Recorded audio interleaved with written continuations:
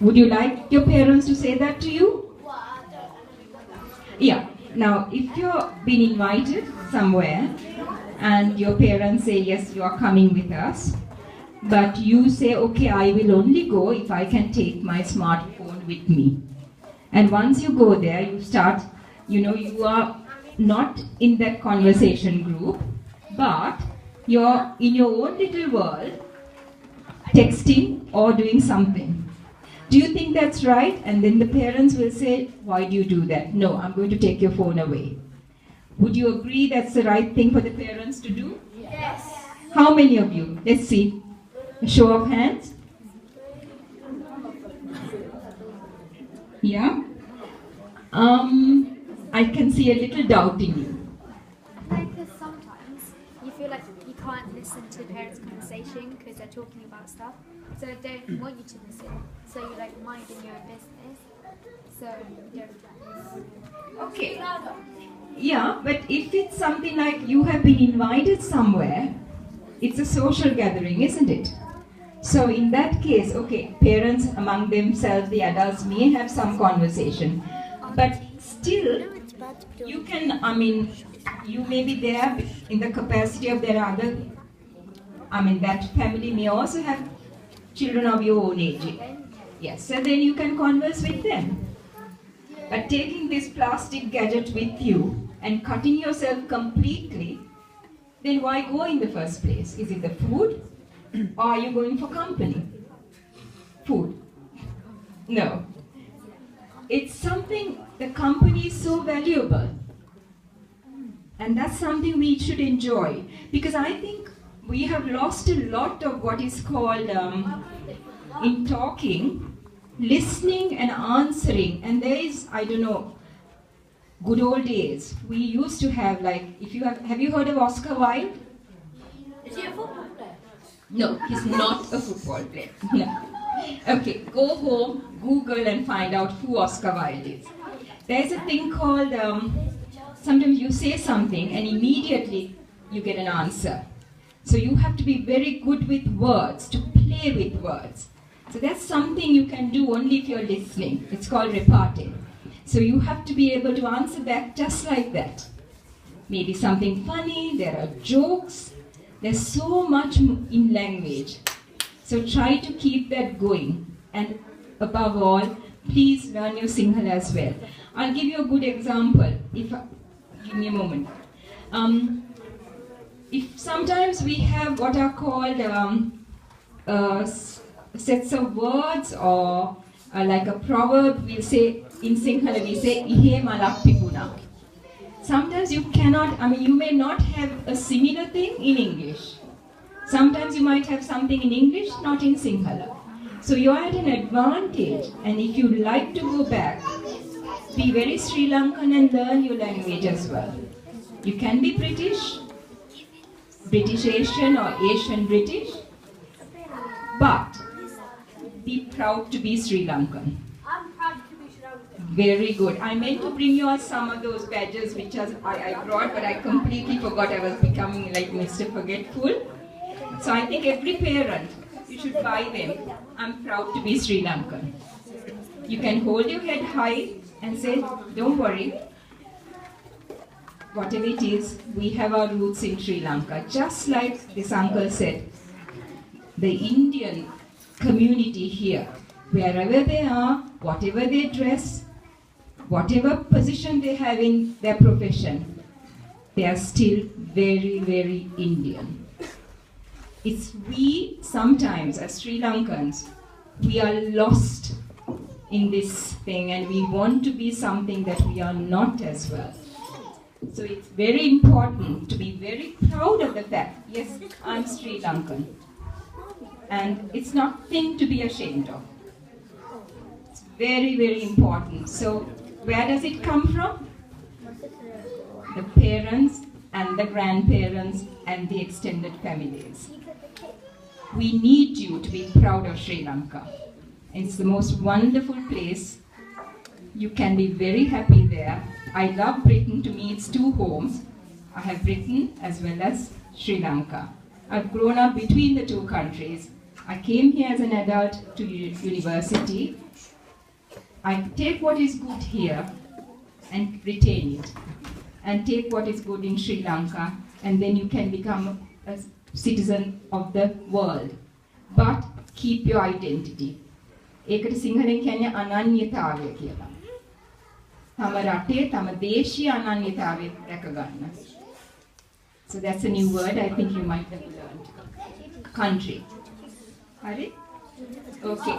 So I'm going to end this talk with one little more Zen parable, because I know all of you have a lot of good in you. Everybody has good in you. So long time ago, there were two friends. There was this gentleman, he was very rich. His friend came to stay the night. He was poor. But for some reason, the rich landowner who was in this beautiful mansion had to leave. But he thought, okay, in the middle of the night, I don't want to wake up my friend who's so tired, he's fast asleep. So what he did was, he took a beautiful gemstone from his collection, sewed it onto his robe, where it wouldn't get lost, and he went away. So this other man who was poor got up in the morning, he looked around, his friend was not there. Then he left the house. He was going from village to village, still very poor. Then finally, after some time, the person, he met his rich friend. And his rich friend was quite surprised to find his friend begging in the street and still leading a very poor life. So he asked him, why are you doing this? He said, what else can I do? I'm poor. I haven't had the wealth like which you have. So he said, did you not look in your robe? So then he felt his robe. At the hemline, this huge jewel was there. So this is what I say, sometimes we carry the gem, the jewel within ourselves, and it's hidden, we don't know. So look deep inside. So all of you are jewels, and you carry that jewel with you. So take it out, polish it, and be determined to do well in life, and follow the 4 Ds. Whatever you do in life, 3 Ds, I've added the 4th one. Discipline in life. Very, very important, whether you cook or you play or you're with your friends. Discipline is very important. Can you think of something else beginning with D?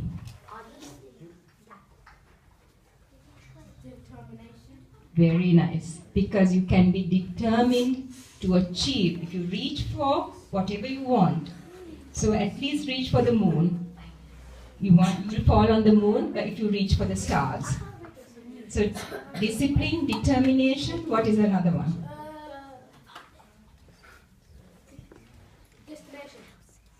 Okay, you have to have a destination in life. Yes, that's right. We always have a destination in life, where we want to go, where we want to be. Yeah, I'll be a police officer. Okay. Then another one is decorum. How we are, where we are, the way we behave, where we carry out ourselves. Democracy.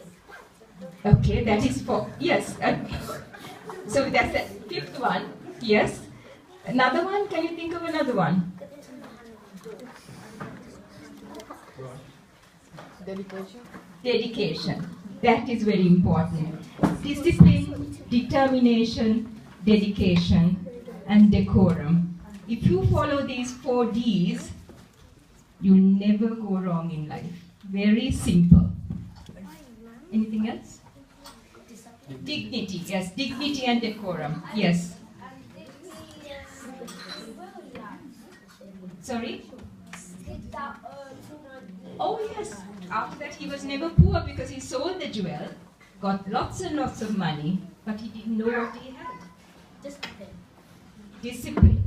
So if you remember discipline, determination, you can be what you want if you're determined and you have the discipline to do it. And the dignity and the decorum and the dedication. So there are 5.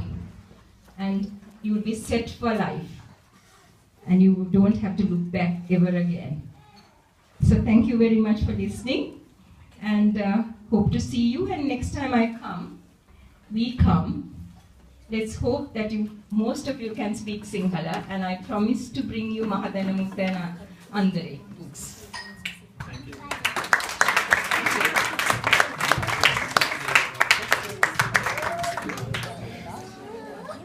Thank you, Shirani, for that wonderful interaction.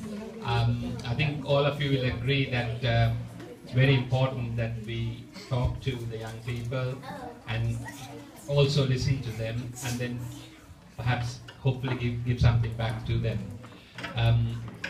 I think the way we did the presentation was it's in two segments.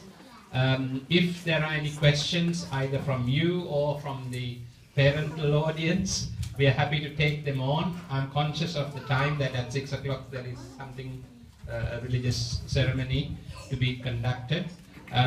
So please do ask any questions if you have any. Yeah, go ahead.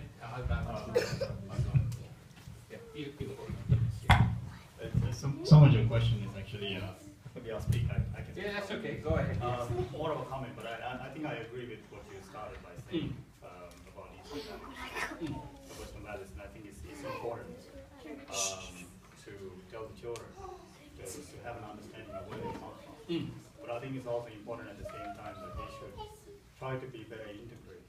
Absolutely. Within the wider society, because you don't have to give up where you come from or the values in order to integrate. And I think that you can look around and you can find many examples, even generations going back since the 1970s to how things were when my parents, when I was very little when I came here, to where things are at the moment. Sure. And I think we are much more interconnected globally, and you can see that there is a lot more awareness of who you are or who we are. Maybe 30, 40 years ago, absolutely. If I'm from Sri Lanka, nobody knows where is that. But now everybody knows. And the other thing important to recognize is this whole viewpoint of Western society. Yeah. And I think you're addressing here United Kingdom, the British audience. I'm not quite sure whether you can put every Western society in the same category. I think you find that one of the things about integration is the acceptance of who you are, yes, where you come from. And I think the level of acceptance in my view is very different when you look at continental Europe or United Kingdom and United States. The United States is a society where people came from outside, and it's like a melting pot. Yeah. So some of the examples that you were saying, that if you just forget about where you come from, you can just melt into the idea. That's in the States. In the States. That doesn't happen here. No, that's right. This is a very fundamental, there's a society, there's a lot of fundamental values. And I think it has come a long way in terms of accepting and I think we should continue to push them in the children. But at the same time, if you bring in their own values, you're making a contribution to the kind of white people. Yes, I think it's absolutely, yeah, that's fine, thank you. Yeah, I totally agree with you. Basically, we come with a huge background of history and values. We bring that to this society, to the United Kingdom, and we need to be, as I said earlier, I think you mentioned that, asked what you were. We are part of this society. That's absolutely true. That's what I was talking more about, the Indian position, the role. That's where I think, in a strange way, we want to be. We know who we are, but when we step outside of the doors here, into Crichton Town Centre or Selsdon Town Centre, we are British. We need to be able to adapt straight away and relate to people. I think that interconnection, interaction, without that, we can't be a sustainable entity. So that's absolutely true.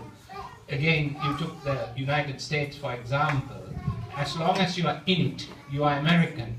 But there are still divisions, certain divisions, which I wouldn't want to go in with the younger audience here.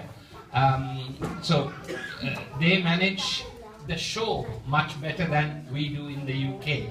That's the important thing.